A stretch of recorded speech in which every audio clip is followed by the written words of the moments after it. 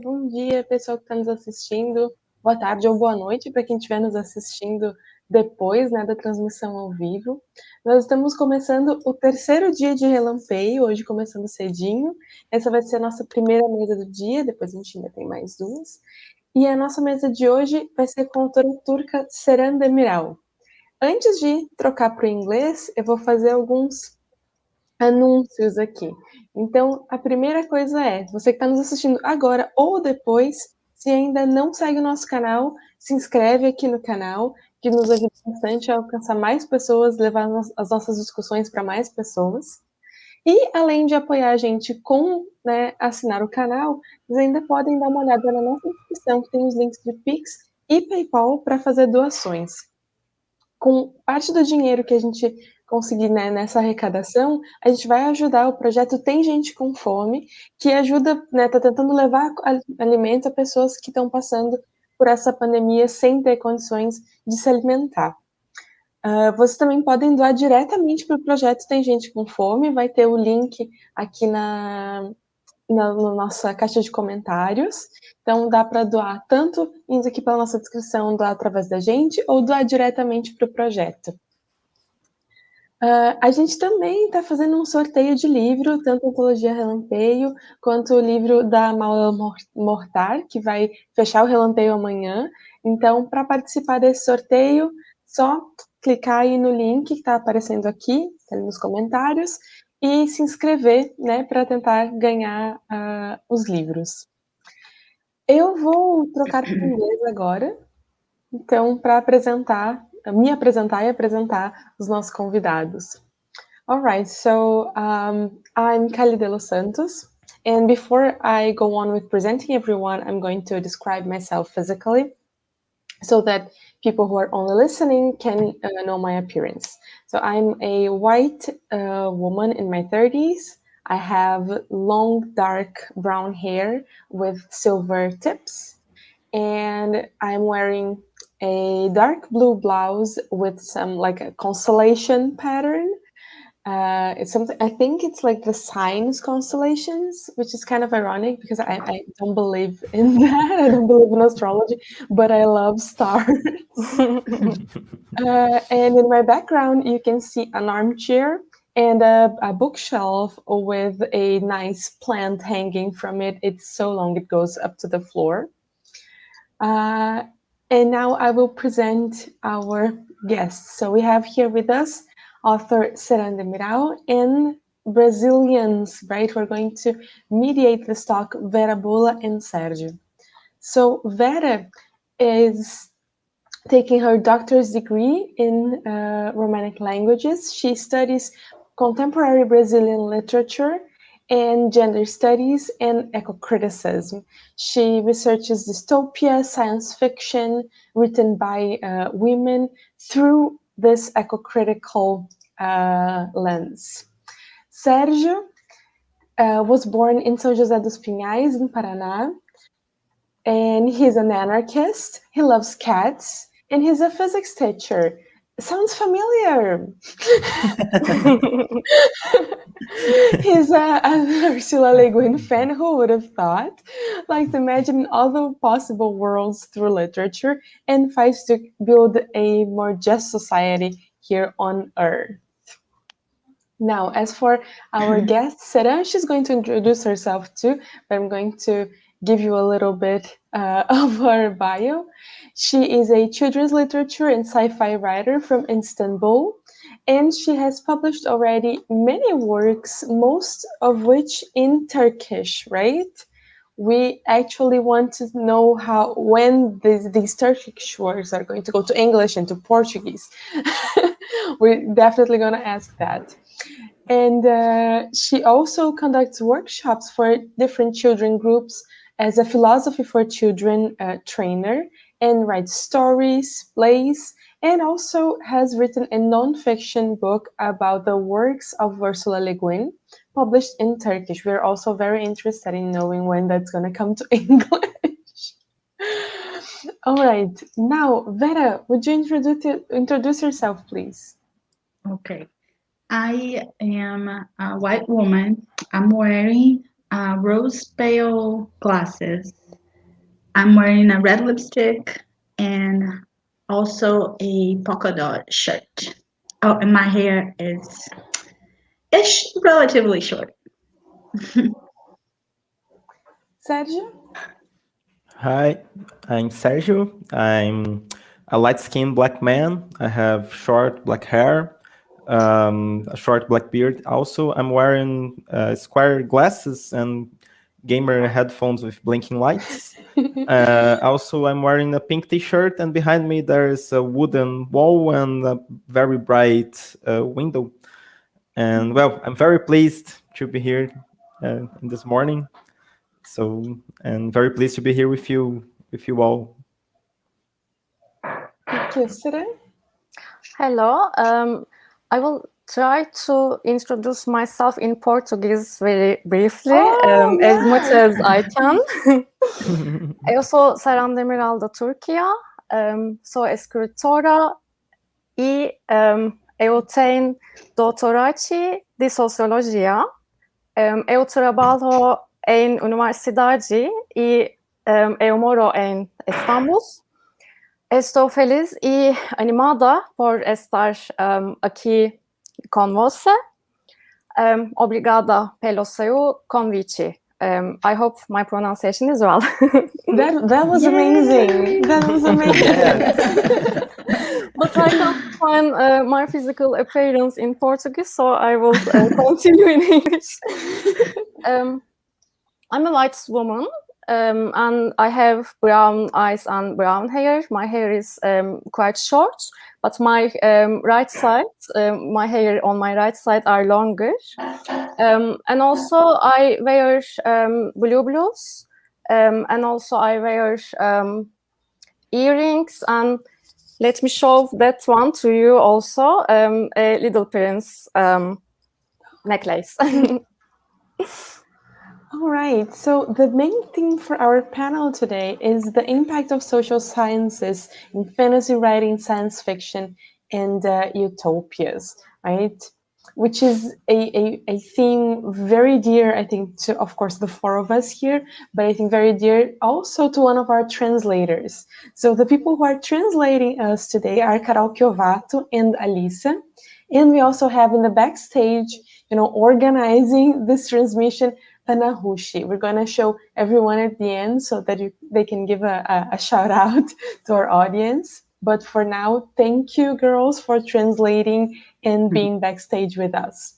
So we're going to start with some questions, right? Which we have prepared.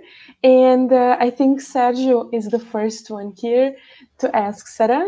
But of course, Sergio and Vera, feel free to also add. It's the idea is that we have a conversation. I will definitely be adding because I think it's a great theme. Sergio, please take the wheel. So I'll start with the first question we thought. Seran, can we mention the effects of social sciences on fantasy and science fiction writing? Or does fiction itself determine or shape scientific discussions? Sure, and I think I would like to start with after having your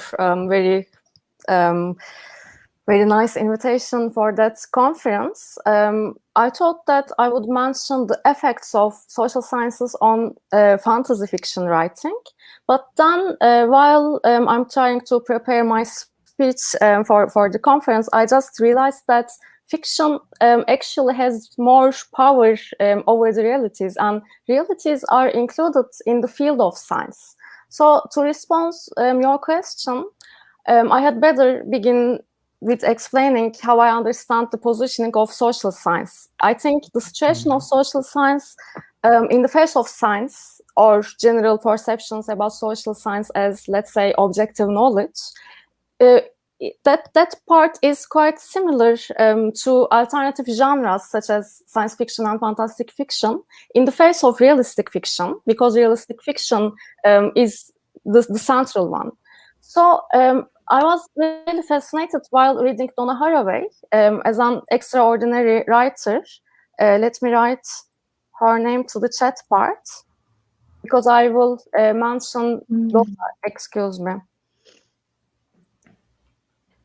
I will mention about some of her works very briefly. She's a biologist, actually, and if I remember correctly, her expertise, PhD, is in that area, biology as a natural scientific area too. On the other hand, we know Donna Haraway for her very famous manifesto, a cyborg manifesto at first, which was published in 1985. And in that text, she declares that she was not quite sure who was the first person who was the first person who had used the word cyborg. However, the manifesto was the first known text where cyborg was mentioned in an academic writing. So she was not the inventor, maybe, but we all learned about cyborg through her ideas through that manifesto. And I think here we see both sides, the reciprocal relationship between science and fiction, and more particularly social science and science fiction. Since cyborg is an important metaphor for science fiction, and simultaneously in that manifesto, Haraway referred to many science fiction works. For instance, Octavia Butler and Samuel Delaney's works. Those are the writers Haraway adverted in the manifesto, or the replicant Rachel in Blade Runner, which was one of my favorite movies. Still, it's one of my favorite movies, by the way. That replicant Rachel was also a former example for cyborg, according to Haraway. So through that manifesto and such writings, I feel so excited to see the inspiration of scientific arguments that might be deriving from fictional environments. Because it may be also an inspiration for me as a writer. And it's quite nice to realize political change, like radical feminism to transfeminism, let's say. All those political changes through history of literature, especially through those alternative genres like feminist utopian writing. This part also quite inspiring for me. And maybe after beginning with Cyborg Manifesto, I also indicate something more. Haraway suggested the reader in that manifesto to consider beyond some dualities like black and white for the race, man and woman for the sexes. And cyborg was the most utopian, but also crucial level of her opinion beyond all those dualities. And maybe we can also refer to the main distinction between human and non-human. So that cyborg idea to combine human and non-human also constitutes the main source of, let's say, not scientific areas effect on science fiction, but science fiction's impact on science studies, actually. And maybe I would like to add something more to support the statement about cyborg. Haraway also reminds us Female Man by Joanna Russ. I think, let me write her name too. Maybe Thank you. some listeners might not be familiar.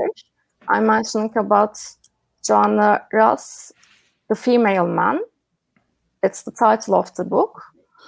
And in that novel, we encounter with 4 different woman characters with different J's, let's say Janet, Gianni, Joanna, etc. And they are coming from 4 different worlds. One of them is While Away, and While Away is the utopic planet Joanna Russ invented, where only female beings survived. So through all those things, Cyborg Manifesto, Haraway's references to female man as a very important feminist utopia, we see several facts. That the first is utopian writing might have strong impact on scientists, and those scientists may also build a bridge between natural and social sciences, which is another important aspect, I think. And the second is feminist utopian and science fiction works consist the essential ideas for political struggle, as I mentioned, because of feminist movements being another area for political struggle too. And they even become, like Cyborg Manifesto, they even become founder texts for each group. And the last thing I would like to underline is the positioning of the writer herself. While writing, we as writers invent some new ideas, some new concepts, actually. The writer, even a realistic writer, is the inventor, actually. So we, as writers, can become the creator of his story or her story, their story, what else we would like to underline, because that's, all those gender struggle, feminist movement also affected the language itself. So I care about feminist writing quite much. That was my main point about those relationship between science fiction, etc. And I think that might be located just in between scientific advances and transformative power of fiction itself. I think that leads us to our next question, which has already been partly answered here, but Vera, please. Yes, I just want to add to your comments, Seran, is that as I'm writing my own research for my PhD, and since because I'm researching women's writing, I came also across an essay written by Joanna Russ. I'm gonna write here too. It's called "To Write Like a Woman." So it's a great follow-up after you read the book that you mentioned. This one is a great one to yes, read. thank you so much. By the way, while reading your short biography, I feel so excited to meet you. Nice to meet you again. Thank you. Me too. I'm very excited. We are interested in so similar things for both fiction and non-fiction areas. Yes, absolutely. I'm also very excited to read your essays. I read 2 of them, and I thought, wow, I need like 2 days to talk all my to talk about all my my opinions and ask you a ton of questions. So the next question, regarding your statements, can we also say that social and political movements such as feminism have an impact on fantastic fiction? Or is it the reverse? Is the feminist movement derived from utopian feminist writing? Trying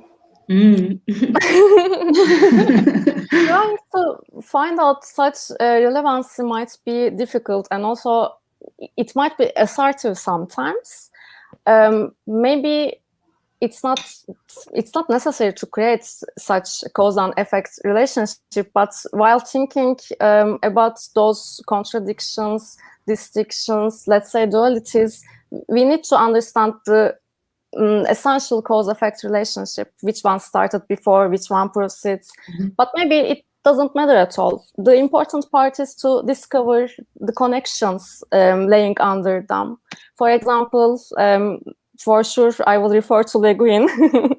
Ursula Le Guin, our common, let's say, heroine as a writer, for sure.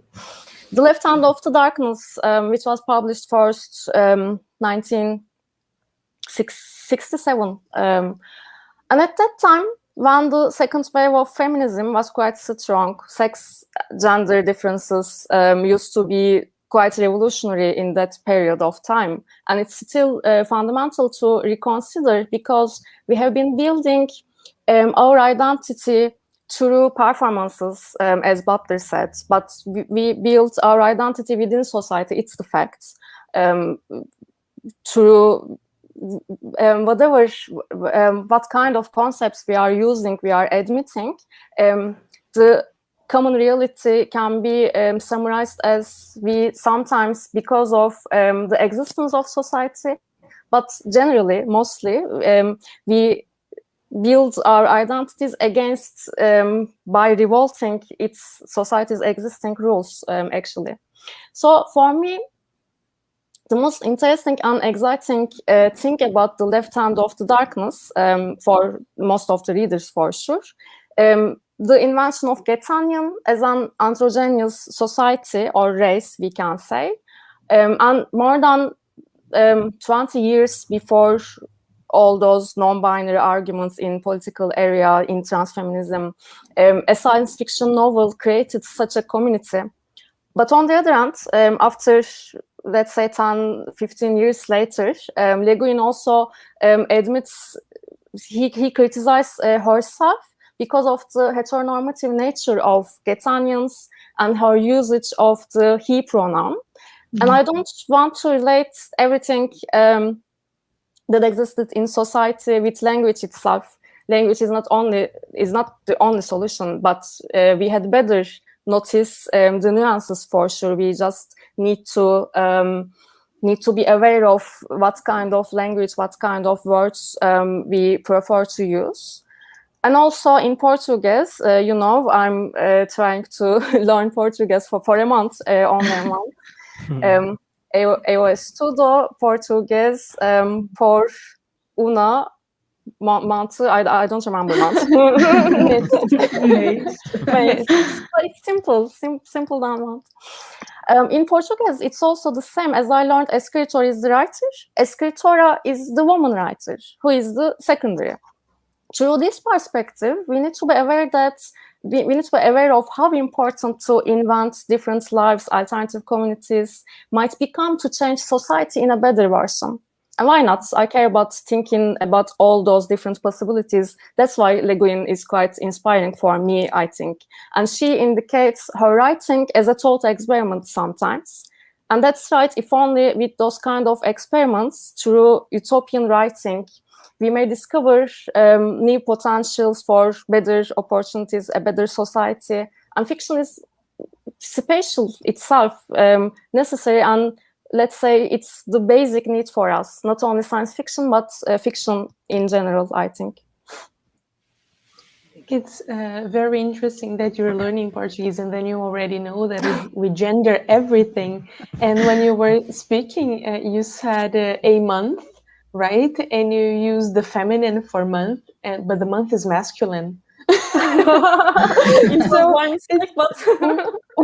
We have this gendered language, like extremely gendered, and of course the gender, the grammatical gender of a table or of a month is not the same. Like it's a different thing, right, from the gender that we attribute to people.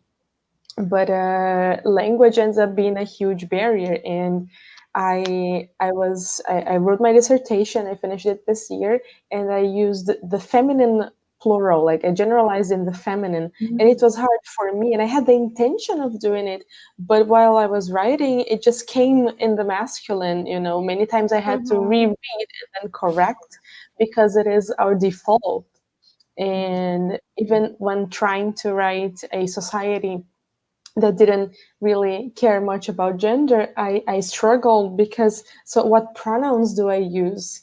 Do I create a new one? Do I get the one that non-binary people are using right now?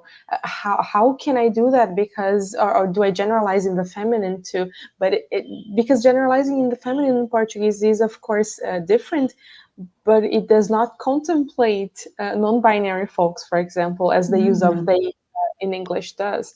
So it's really something that we end up struggling with, and that we have to experiment, right? As you were saying, we do have to try out different things, and we're going to make not exactly mistakes, but we're going to go in directions that maybe 10, 20 years from now people will have found a different solution for that in the real world.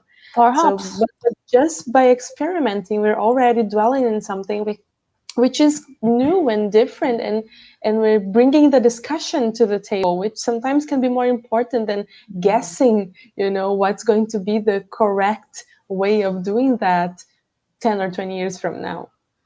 Yes, and listening to your speak, Kali and Seran, I think that I want to know what you think also. If there's a common point between social and politic movements and fiction in the aspect that they have the courage to experiment what's not established in society.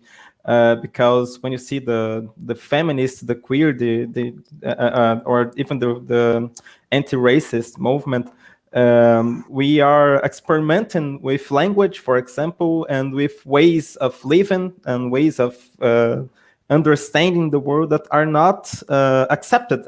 They are actually that go against the hegemony. And I see that in fiction, in fantasy fiction, there's also many works that does this, that goes against what's that established hegemony. And I think that there's a common point that's hard just to understand who comes first, if it's the fantasy who's inspired itself on the social movement, or because who's in the social movement, the people who are actually fighting, they also inspire themselves somewhere. And thinking about Ursula Le Guin's The Left Hand of Darkness, she was very courageous, trying to formulate something that there wasn't even a language to even as words to describe a genderless society. And she was experimenting, as Kylie said, and I guess it's something that we do both in social movement and in fiction, and that's important to the society itself, to create a reference, even if it's to be debated upon, even if it's to be criticized, so we can think from here on. And Sergio, I think the next question is already yours, unless Seran or Vera want to comment something. I just want to add that in Portuguese, the artigos a and o, while I'm trying to memorize some words, I just think that man-made things, let's say, always all those differences among artigos remind me the distinction between nature, culture, man-made, we say, for artifacts, for cultural things, for something human do, and human also consists of man parts, as we know. So always we need to struggle with that, but as Sergio said, Le Guin tried to make an experiment, and then it's quite important that she criticized herself too, the missing part of that novel. And self-criticizing is quite important, I think. Yes, definitely. Yes. Definitely. So I'll ask the next question. So many indigenous peoples around the world consider animals and what the colonized world sees as natural resources as also human. When we think of extraterrestrial encounters, is it common to think of the aliens as not people? They have long been coded as monsters in horror fiction, for example. In what ways does that reflect this white colonized point of view? Is it possible to say that the works of Ursula Le Guin and Octavia Butler and other writers challenge such views? I'm not sure about that monster part. But for the second question, I have a clear answer. Exactly that those writers, Le Guin, Octavia Butler, I think they revolt against white, male, middle class centralized values within their writings, within their fiction. And I think feminist science fiction shows us all existing inequalities in society in different ways.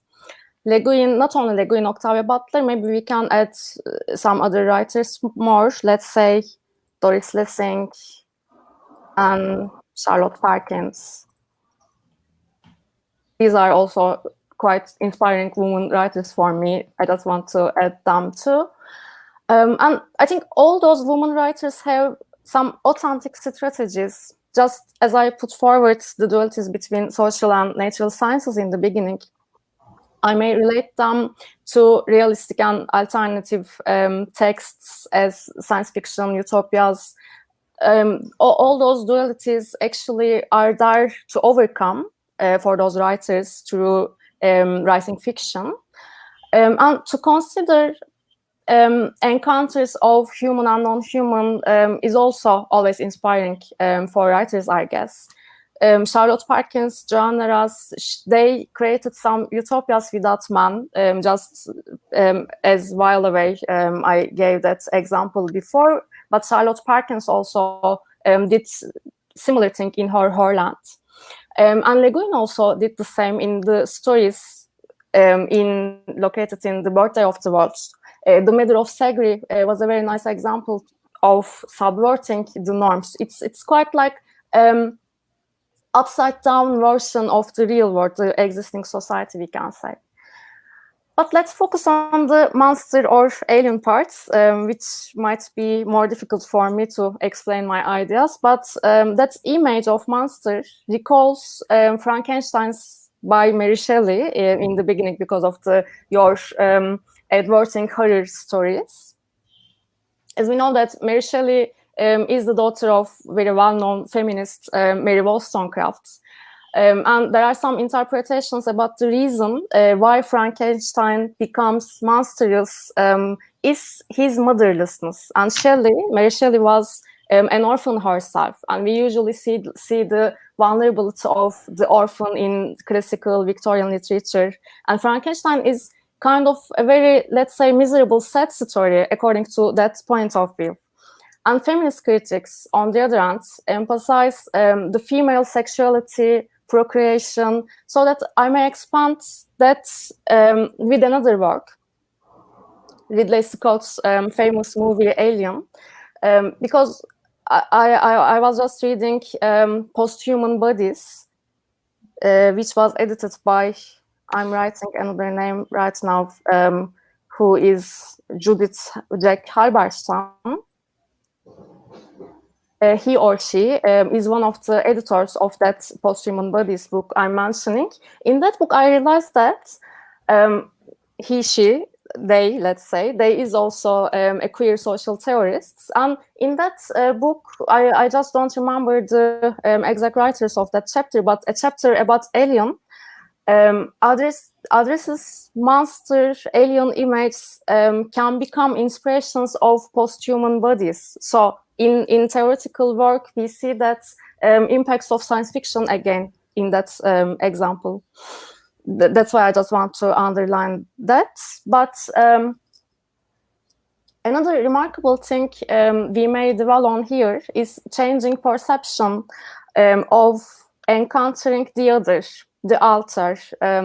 Sometimes we avoid racism, sexism, ableism, and so on, for sure. But remember, those approaches, avoiding from all those isms, have been also brand new. A century ago, a freak show used to be very usual for the majority of people. Even human zoos existed. And it was quite usual for the majority. I'm underlining that. But today, the zoo itself for animals, not human beings, is also a matter of debate when we consider true animal sociology, animal rights, etc. All those unequal situations maintain their continuity in different norms, I think, in different forms in contemporary society. Some groups may be marginalized against the authority, or we can call another concept nowadays dehumanization.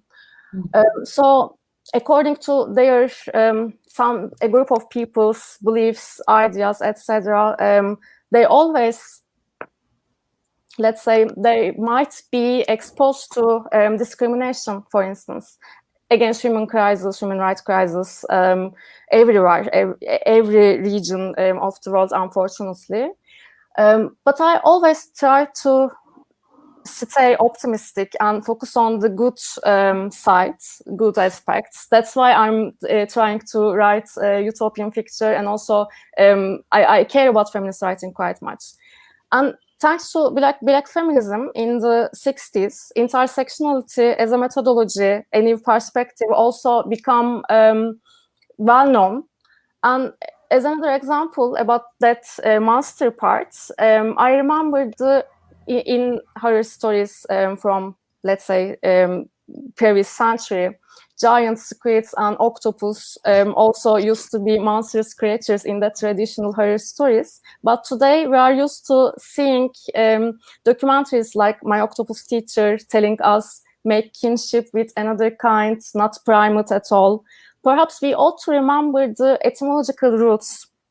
Just like for monster, we may remember the roots of demonstration, and then we can understand that monster is basically the supernatural thing, yes, which could take our attention. We show something which is not familiar to us, unusual, extraordinary, strange, the other, the alter. But I think as long as we take this definition as a usual adjective on us, like beautiful, nice, a positive one, we might be recognized. And I think the usage of queer was also like that. Queer is adopt to queerness. So I just would like to see all those monstrous things through within another perspective like that.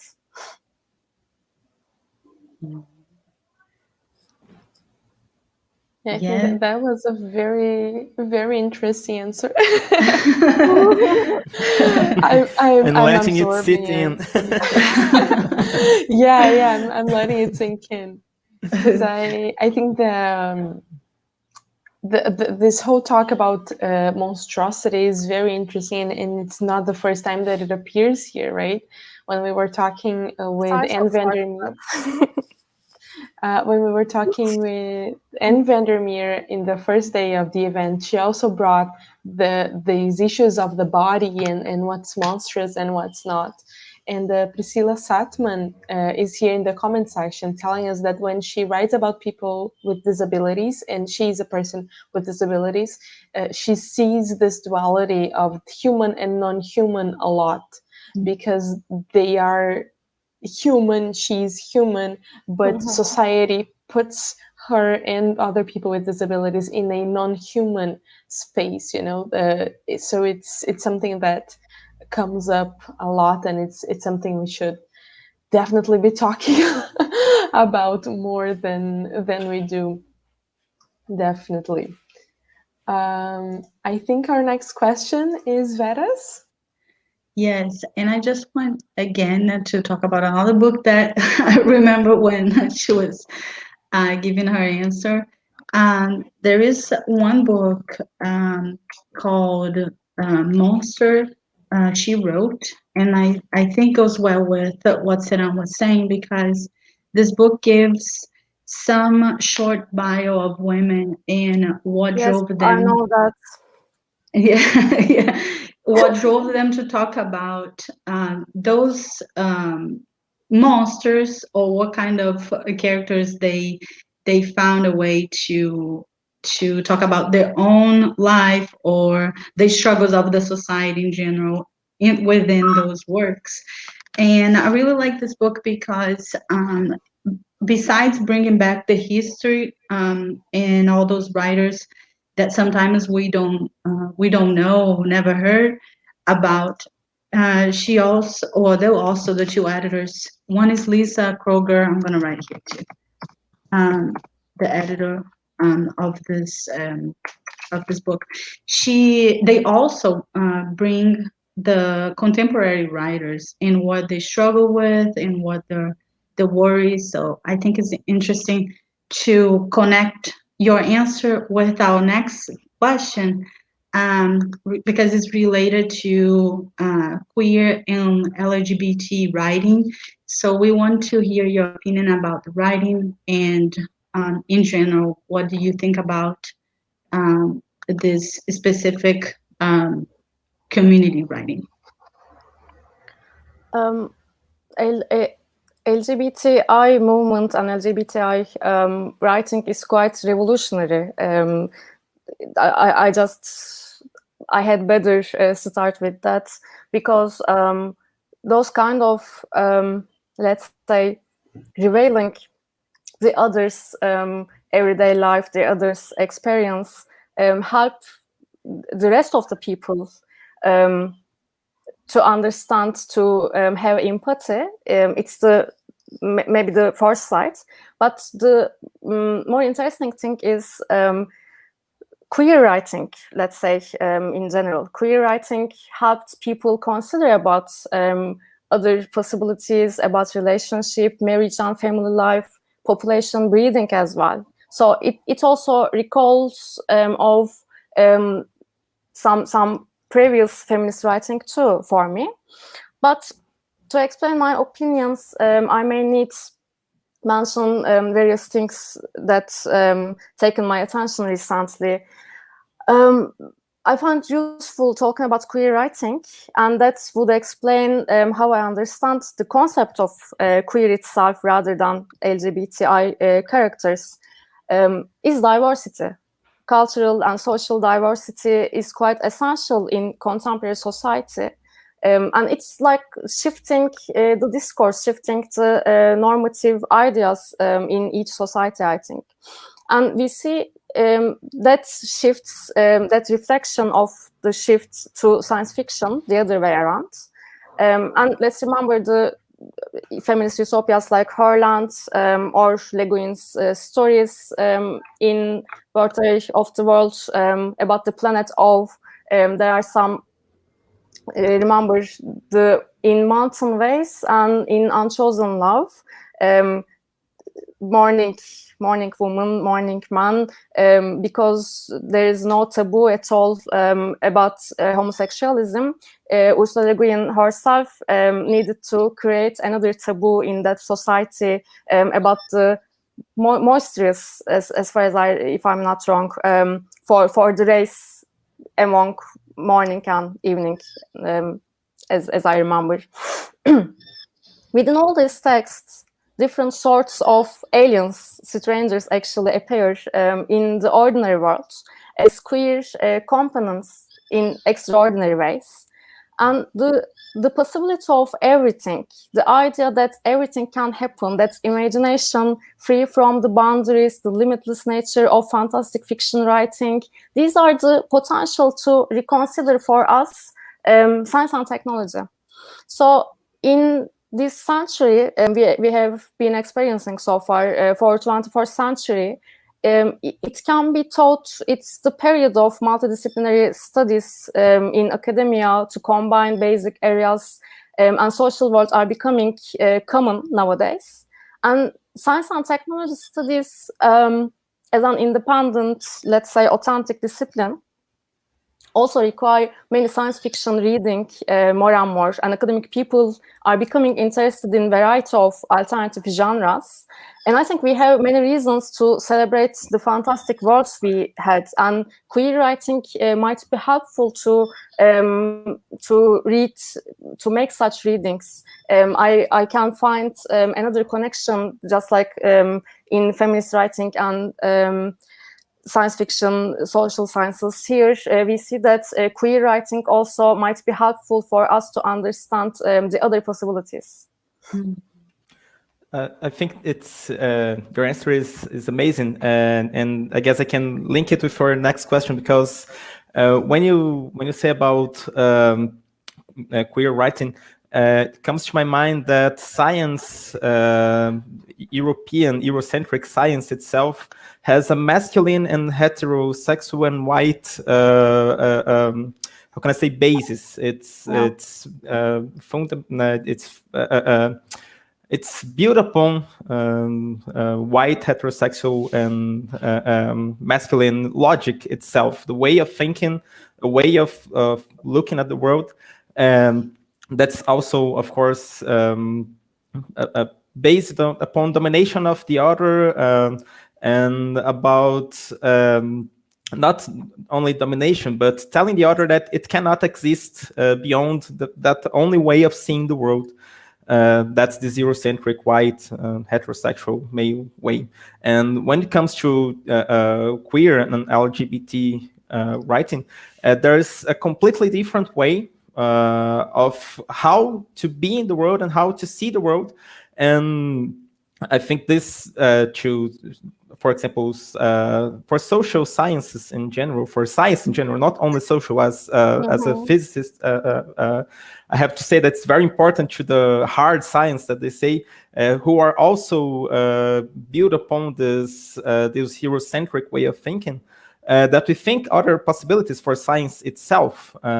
And I think that this fiction has this possibility of, how can I say, showing another way, building another logic upon to see the world, to another logic to understand, another way to understand the world. And I think it's, sorry, Sergio, but just another comment on this. I think it's relevant to note that we are here talking about the impact of social sciences in science fiction, and social sciences are not considered science by many. Here in Brazil, we're going through this terrible political situation, and one thing that is used to attack social scientists is this idea that what we do is not science. You know, we had a hashtag on Twitter with people like posting pictures of themselves and saying, this is what a scientist looks like, and people would explain about their researches, and many people who dealt with social sciences would be laughed upon. I wasn't even in the hashtag, and someone started like tagging me and saying, oh, that's ridiculous, she researches creative writing, how is that like something serious? So I think it's important to bring this up, you know, because we don't see many panels on this. Like yesterday, we were talking with Kim Stanley Robinson, and what we asked of him, like what the mediators asked of him was like, how do you do research on the hard science part of your book? But asking about the research on social sciences is something that we don't see often being asked of people. So the fact that we're considering, you know, the social sciences as sciences here is already something quite revolutionary for me, and I think it's something important, you know, that we highlight in this space. Yeah, sure. But go on. Oh, excuse me. I didn't want to interrupt. No. Go on. The reason is ignorance. It's quite simple, but you know, if you, unless you understand, you may become, how can I say?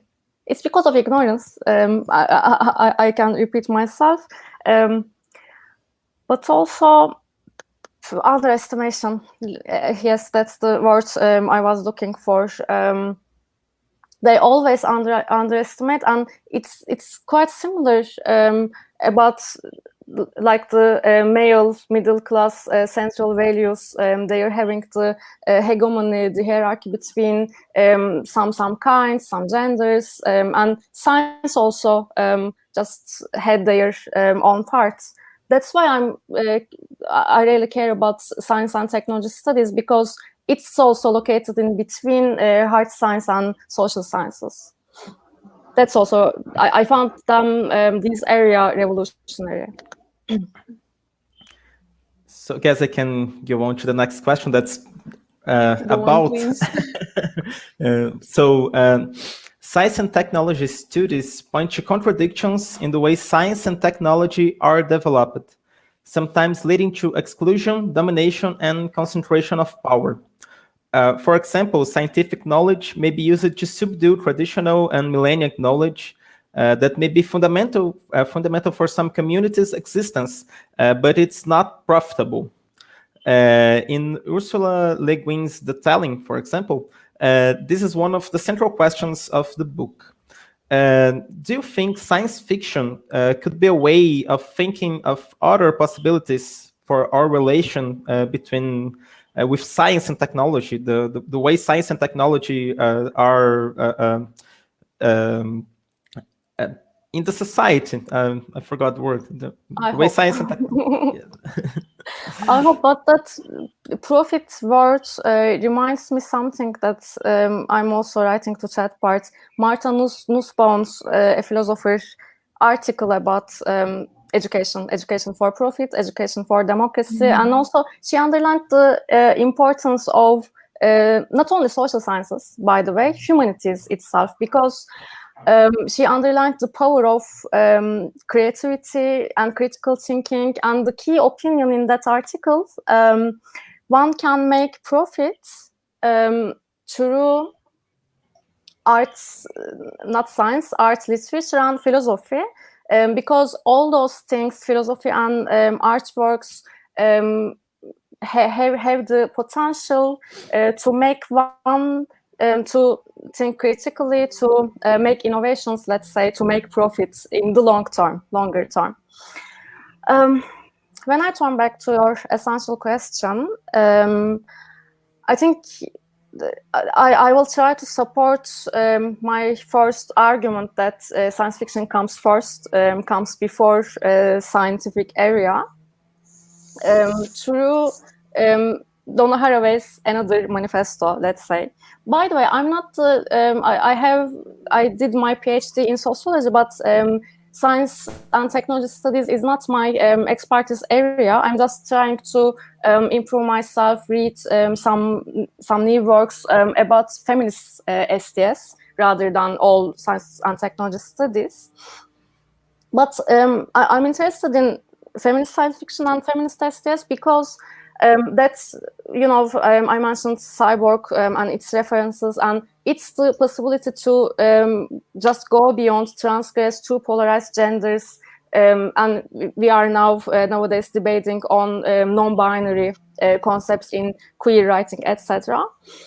So all those concepts might be useful to find new ways how we utilize science fiction arguments or science and technology studies arguments in our writing too.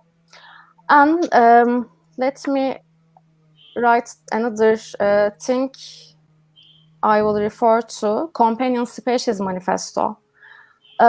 It's not the second famous text of Donna Haraway. Actually, there are some other works which are more well known than that. But it's the second and the other manifesto she has written so far, which was first published in 2003. So it's so much closer. And the essential point of view in that text is her suggestion to transform the nature-culture distinction into the combined new concept as culture-nature, nature-culture, whatever it is. The potential togetherness is possible through solidarity among species. So now I'm just changing the topic into something different, but that idea of companionship with other species seems utopian. So that's why it's quite crucial for us and quite interesting for me to investigate the existing positioning of human beings in the world, and they're trying to find out some new ways for interspecies communication. These are important because in scientific area we can encounter with those kind of examples. I just read a news about artificial scientists were trying to develop a special particular artificial intelligence for understanding other species in recent years. And that's both the other aspect of discourse shifting, utopian sites, and all those new areas in sciences for sure. And another example about endangered species, clone, all those biological let's say, revolutions, also we can find their inspiration sources in science fiction writing too. So we can interpret that advance as usage of technology for other species, people comprehension of having companionship with others, and self-criticizing about our positioning in the world. So today, for instance, climate change is one of the main topics for us, not only for scientists or writers, ordinary people from any other nations, regions of the world. Climate change is our universal topic. It's quite important, and we see that solar punk, climate fiction, that kind of alternative, let's say, sub-genres are becoming more popular nowadays. So I think the direct relationship between scientific area, scientific development, science and technology studies, and science fiction itself, or queer writing itself, just continues in different forms through different topics, I can say. Right, guys, we have, I think, time for one last question because then we gotta go to the questions from the public, and we've got so many amazing questions coming in, like really. So I think, Vera, if you want to choose one of the questions there, you can pick one to ask Seran. Okay. And after that, we're gonna go to the questions from our amazing audience. But I will try to give short answers from now. That's the hardest part, to pick one. But I think I'm gonna pick this one because it relates to her research. So I think it's interesting to hear her thoughts. So what are the elements of science fiction that are used in your literature to help open a dialogue with children, and how do you use them?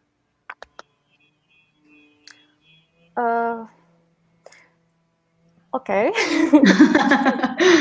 Actually, almost for 10 years, since 2012, I've been writing for children and young people mostly. And I started studying for my master's degree in sociology department. By the way, my bachelor was architecture, and that shift is one of the reasons for my, let's say, I would like to continue on my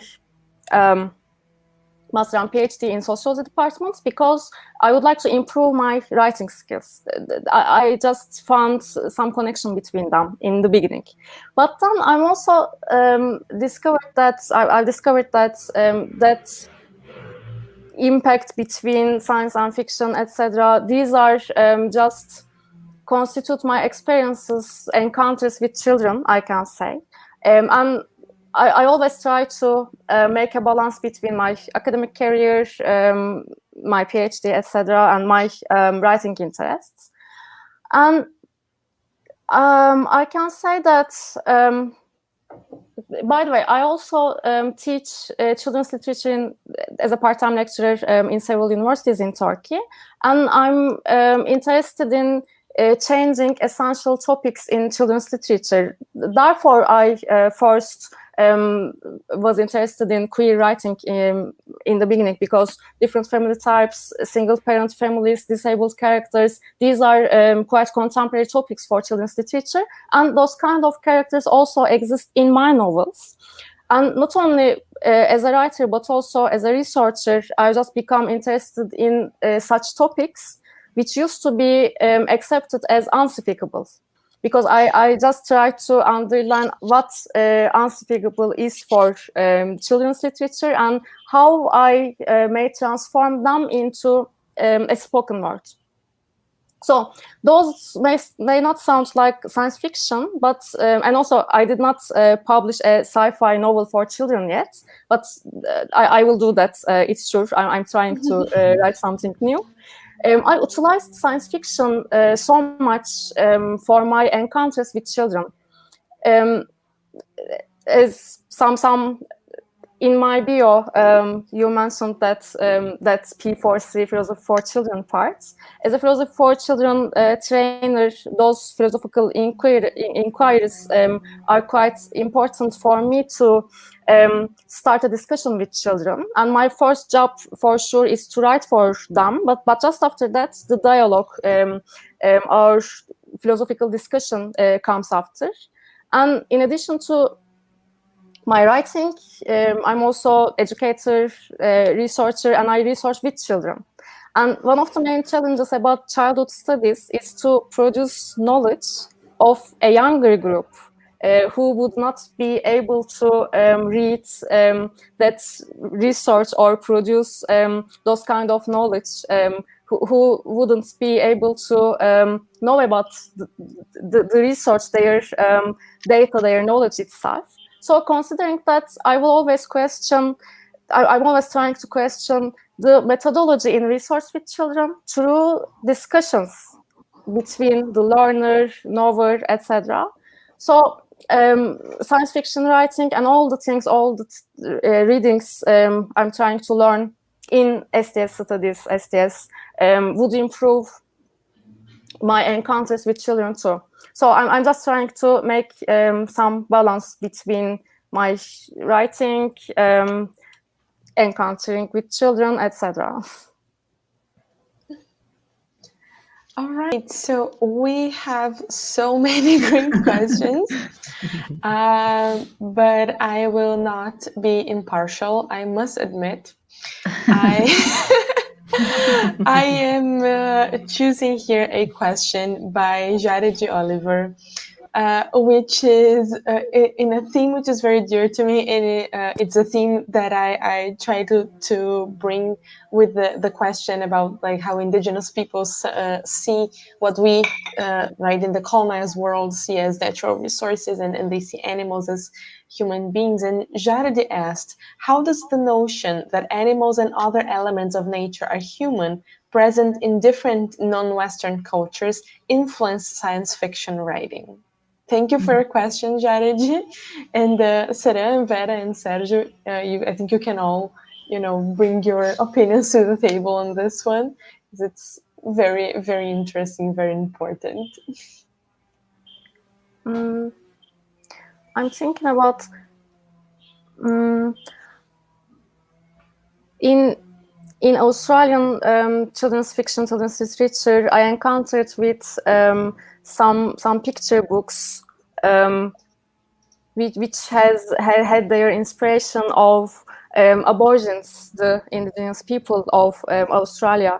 That just come to my mind, but I couldn't formulate how I find a proper answer for that question, because I was prepared for Sergio's further question. I will just come back to my my face to encountering with children, childhood studies, etc. But now indigenous people part is challenging for me. Yeah, I'll just comment briefly then that I think Octavia Butler's works are great in that regard. And when we have the Lilith trilogy, we have these aliens which relate to their environment in a completely different way. And there's also an amazing discussion of gender there. So I always think of Octavia when I think of these questions, aside from thinking about Le Guin, because she's omnipresent apparently in Relampeio. There's another... might be an example, by the way. I just remember that because of not the indigenous people for sure, but remember in that it's not novel, by the way. It's just not only a novel, it's more than a novel. I can say it's like an anthropological study from the future, and there is a ancient community, but it's also futuristic. So maybe that's always coming home. Its plot might be helpful to consider again. It comes to my mind some a book from Neji Okorafor that it's actually a short, a trilogy of short stories, not short stories, I guess, short novels. That's Binti, and it's an Afrofuturistic work, if I'm not wrong. I don't know if it's African futurism or Afrofuturism. There's a difference, and I don't know exactly which of the two. But Neji prefers African futurism. So African futurism, and I think this work has a very unique way that dealing with this thing of meeting with other species and the relation between human and alien forms. And I guess I'm not sure if I'm answering to that question, but it comes to my mind because when we think of elements of hate or other elements of nature being human, there's even a part of where the home that they live, it's something that's built along. It's a different relation. It's a natural thing. It's a different relation between the humans and the other, I could say. So. And I think it's based upon points of view that are not the common Eurocentric way that we are used to read. So that's it. I would just recommend that novel. I think it's an interesting work. Well, I'm going to go to the next question. Oh, we have so many. Okay, I'm gonna get Nikelin Vitter's question, which is, various analyses have pointed to a boom in science fiction at this time, right? I think she refers to the pandemic. However, it seems that the thing responsible for this surge is much more a social anxiety than a technological anxiety. So in this case, the monstrosities become the human and not his creations. How do you see this issue at a time when we are plagued by the worst pandemic in 100 years? Thank you for your question, Nikelin. Great question. Yes, thank you for that question. I'm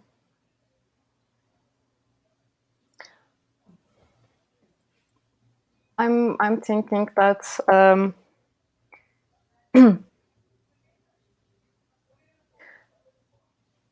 nowadays we just met for this conference through online spaces, and it's sitting in front of the screen all the time just become our new norm. So everything can change, and maybe that technological, I don't agree with that part, technological and I can't pronounce it, that anxiety. Anxiety.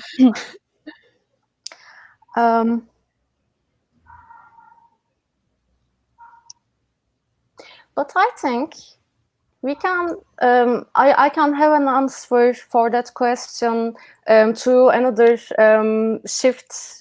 transition from the popularity of cyberpunk to solarpunk. I can give an answer like that, because cyberpunk just have become our reality in the beginning of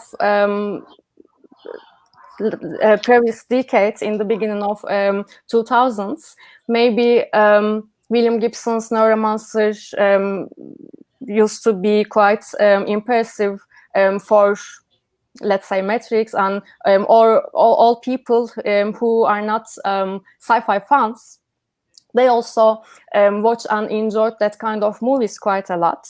But after that, nowadays, it's not quite interesting for us anymore, because it's our normal living way.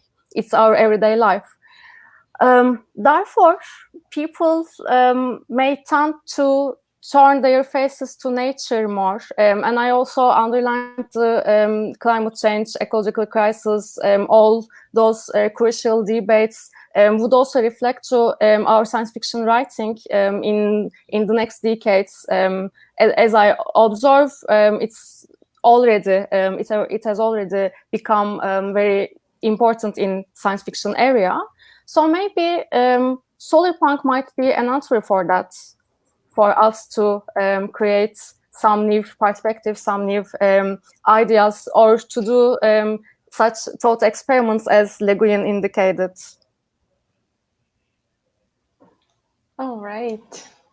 Well, we have another question here, another great question, and this one's fairly long, so bear with me. This question is by Bruno Matangrano, and he actually apologized for the length of the question, but he said he like formulated it kind of in a rush based on something that you were talking about. Thank you, Bruno, for your question.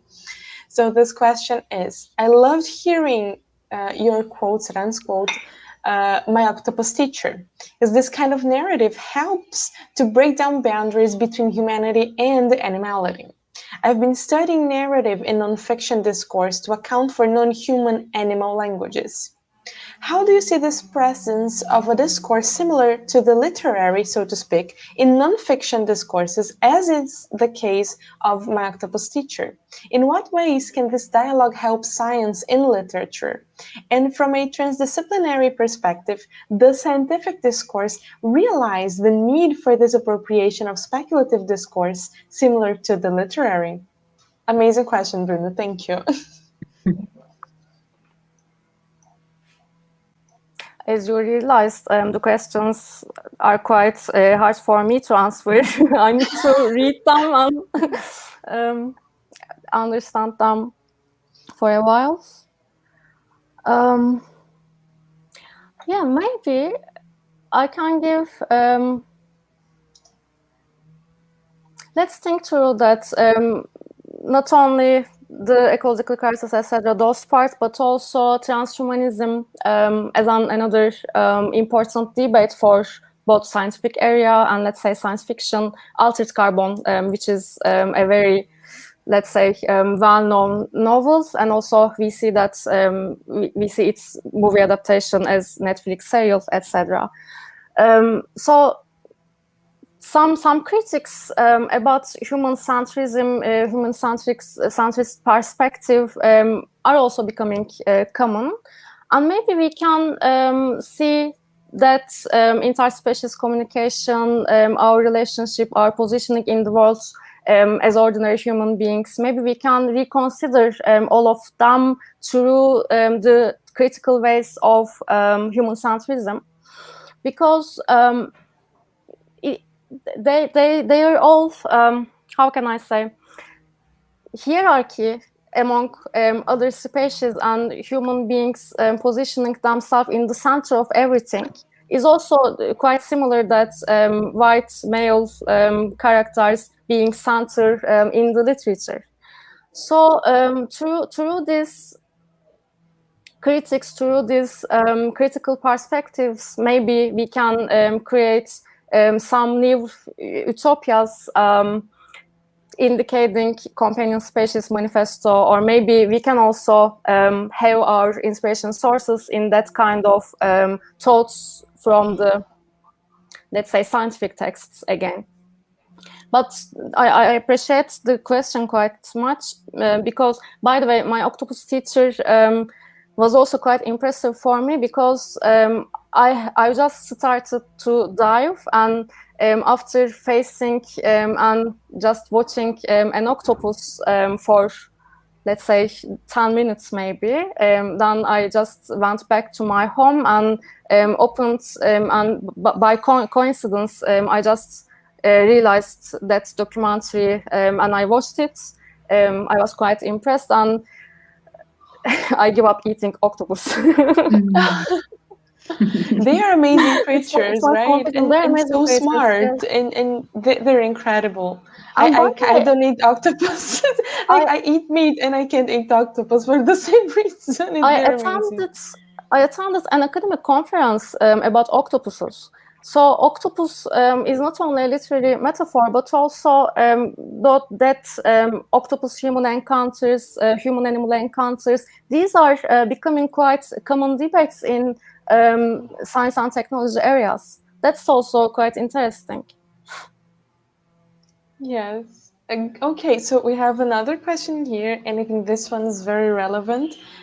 Question made by O. Anahesti, and it goes, why does science fiction deal like so well with all kinds of technological revolutions, but it's so rare to find science fiction that embraces revolutionary non-hierarchical technologies and societies.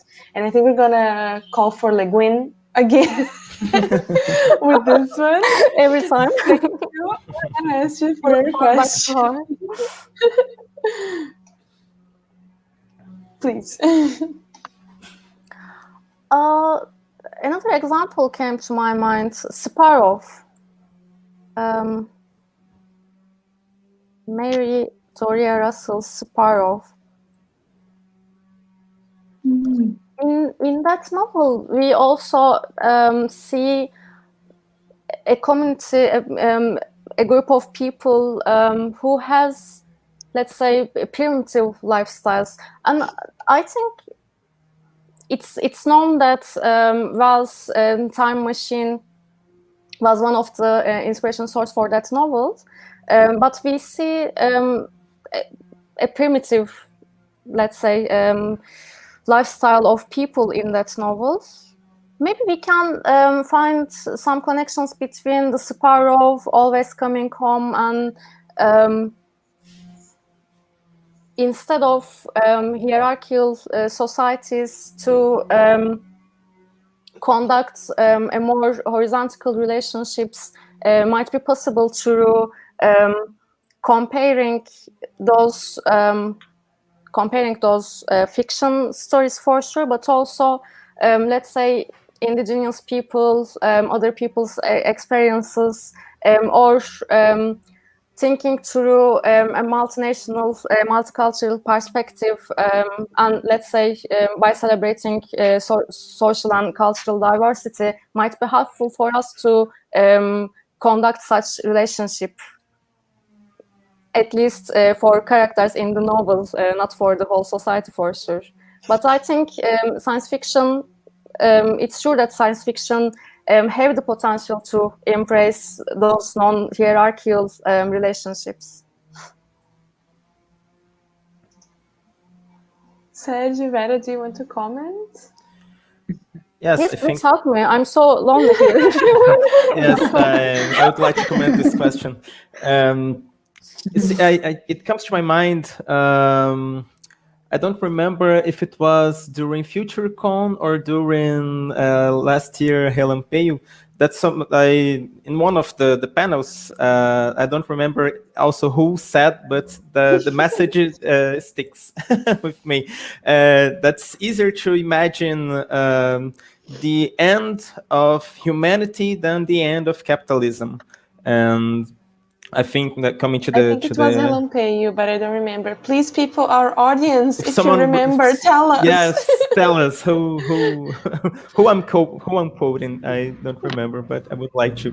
And I think that's one of the things that it comes to me, Seran's answer about the queer and LGBT question again, because I think that I don't know if I can say mainstream writing. Not sure if that's the right answer, but maybe it is, in the sense that's what we can access more easily. And that when I say that, I mean all the writing that comes from the white male from US and UK.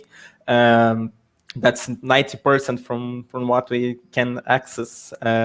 It has this internal logic that's not questioned. That capitalism will last forever, and that the only possibility for the ending of capitalism is the apocalypse, and it's the end of the world. And so we see a lot of post-apocalyptic stories, and even after the apocalypse, the capitalism survives. Even when there's nothing to eat, if the only logic that survives, it's the logic of killing the other to eat, and never the logic of solidarity. And so and I think that and I I agree with Seran when she says that about writing utopian science fiction, in the sense that we should question this logic, isn't it? That there are other possibilities, there are or possible endings for capitalism that's not the apocalypse, and I think that there's indeed. How can I say, there's intentionality into this propaganda that the only possible end for capitalism is the apocalypse, and there's not possible to imagine a future where there would be no capitalism. There would be a society and with solidarity, or an anarchist society, or a society based in other ideas that are not coming from the not Western ideas, I would say, like indigenous ideas. And there are so many possibilities of societies. But I guess that there's political intentionality. I don't know. That's what I see and I think about this. We have our great audience here helping us. So Priscilla Sadman said that it was Xia, the amazing Chinese writer, who brought it on the first edition of Relampeio. And then Ahushi said that the sentence doesn't have like a defined author, right? We don't have someone who is really the first person to say it, but it's anonymous. And I think it's beautiful that it's anonymous, because then it's everyone's, it's ours. We can all say it, and it's it's very nice. I think it fits the sentence so well that it doesn't have, someone we can attribute its authorship.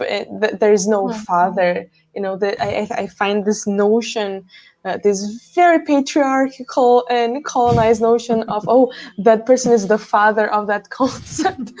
It's so outdated. So it's amazing that we don't have a father or a mother for the sentence. We only have the sentence itself. So that means we can bring it every edition of Relampeio.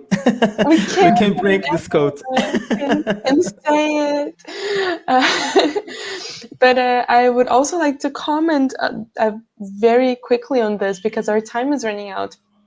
That I believe, as Sergio said, that it is kind of propaganda, it is propaganda. And I think movies and series mainly are spaces in which this idea appears extremely often. And we tend to think of movies and series as just things that exist a bit like books. And I'm not saying that books don't have propaganda in them, because of course every author has their own agenda, even if you don't think they do. But in movies and series, it is more common for governments, for example, to pay for certain ideas to be present. And it can go from what we call propaganda, right? This notion that we have government, the American government, the United States government, paying producers. Trying to have attention to that. United States, government paying, right? Lots of producers to make cops seem friendly and nice and good people. And I think we see the same thing with capitalism, because it is profitable. The idea that we have to, on an individual level, do things to make capitalism better. Otherwise, because of our actions, capitalism is going to go to this bad path. It's going to go down this bad path. And it's our fault as individuals, not the system's fault, because the system is there. We can change it. We can make it good or bad.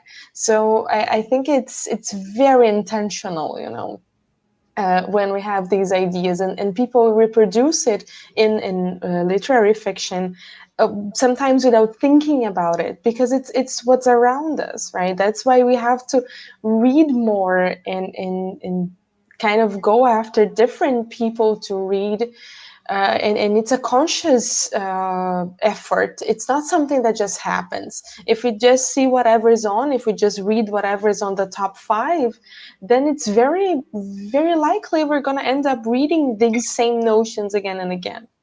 So I think it ends up being a call for all of us to read different people. I think us here in Brazil, right? Vera is not in Brazil currently, but is Brazilian.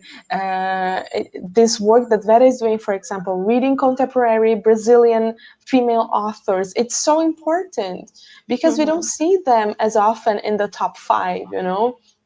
So it's important that we I don't know, we challenge this idea, this comfort, right, zone that we're in regards to reading and watching things and consuming media in general, so that we can see other perspectives and bring these different perspectives and see that we can change the perspectives with which we write. Guys, okay, we have so little time, but if you want to comment anything else, please do. I monologued here. I just remember a concept which is called degrowth. Nowadays, I'm reading on the movement of degrowth, so that's also might be helpful to think what else we can do as individuals in society. We have taken places, let's say, to replace that hierarchical relationship with another kind of thinking. So maybe such concepts might be helpful. I just wanted to add. But as I said, I feel optimistic in any case, because fantastic fiction writing has the potential to change, to think in different ways through different perspectives. And in the face of those drastic changes like COVID-19 situation, ecological crisis, etc., we need to do something. So fantastic fiction has the potential to change. I would like to believe. I do believe the same. I do believe the same with you.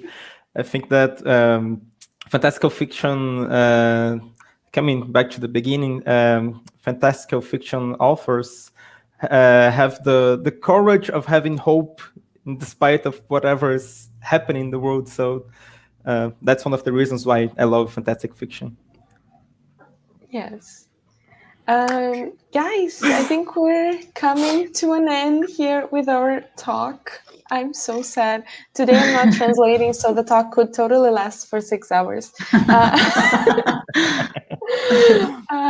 So we have some time for your closing remarks. You can talk about book announcements and tell people where they can find you in social media. So let's start with Vera, and then Sergio, and then Seran last. All right.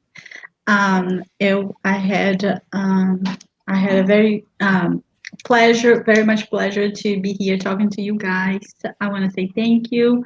I took so many notes. I have to go back to them and see how many papers I have to read now.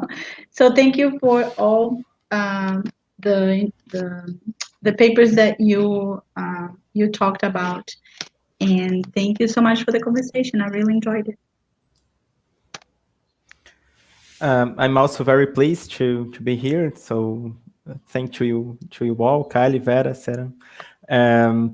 You can find me in Instagram, Twitter. There's in the description of the video, I guess. And that's it. I just want to thank. I haven't taken notes, so I have to watch the video all again and take my notes later. But that will surely be another pleasure to listen to you all talking again. So that's it. Thank you all. Thank you so much. I think we all have so much to say, but the time is limited, and I'm sure we can meet again. And I'm very willing to meet you again and share something more. By the way, you can find me in Instagram, Facebook, so on, but I have also a Twitter account, by the way, but I can't use them quite much, as much as Twitter, Instagram, and Facebook. And just for now, I just haven't published anything in English or in any other languages. So in Turkish, you can't read. That's why it's not necessary to mention about all the novels I published so far. But our colleague and common friend Francesco Varso from Italy, he was also one of the guests of the Helampeo Festival last year, as I remember. Thanks to him, a science fiction story of mine will be published in English and Italian in the following months. I'm hoping that. And also, I've been working on a solar punk story nowadays, and it's investigating the idea of transhumanism, and it's replacing ecological approach, etc. All the things I'm mentioning so far are also subjects of my new project.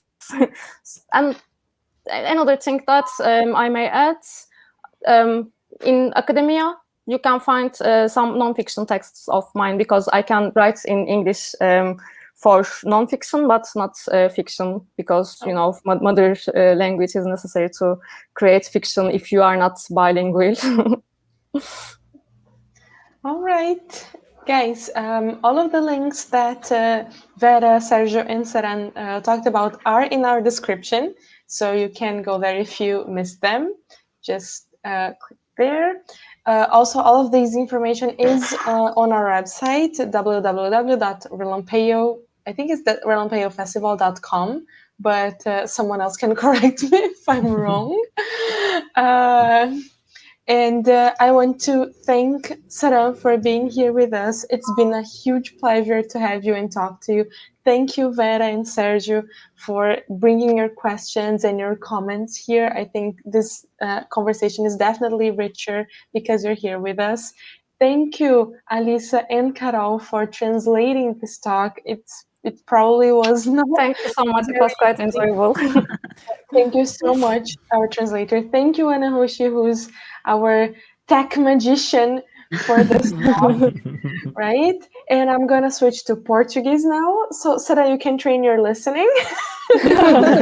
Muito obrigada, I can say. Gente, então, muito obrigada a quem está aqui nos assistindo ao vivo, quem está aqui nos assistindo não ao vivo. Não se esqueçam de se inscrever no nosso canal, de dar o like, clica no joinha, no momento influencer, para nos ajudar, né, ajudar o alcance do canal, ajudar as nossas conversas a chegarem mais longe. E não se esqueçam também de apoiar o Relampeio pelos nossos links do PayPal e do Pix, lembrando que parte desse dinheiro que for doado para nós vai ser destinado ao projeto Tem Gente com Fome, isso, que está ajudando pessoas, né, que estão struggling com esse momento tão difícil do nosso país. O inglês ainda está na minha cabeça, desculpa. Os nossos próximos painéis de hoje vão estar maravilhosos, eu já estou ansiosíssima para vê-los. Então, primeiro a gente tem Utopias e Distopias com Lizzie Shavel, que vai ser às 15h. Acho que vai ser uma conversa muito maravilhosa. E depois, às 5h, a gente vai ter a Cheryl Morgan falando de corpos dissidentes na ficção científica. Sábado tá sendo um dia incrível, gente. E vocês têm o schedule inteiro, a programação inteira em relampeio.com.br, sem o festival, olha só, eu estava errada. relampeio.com.br. Muito obrigada a todo mundo. Foi um prazer estar aqui nessa manhã. Tchau, tchau. E até mais.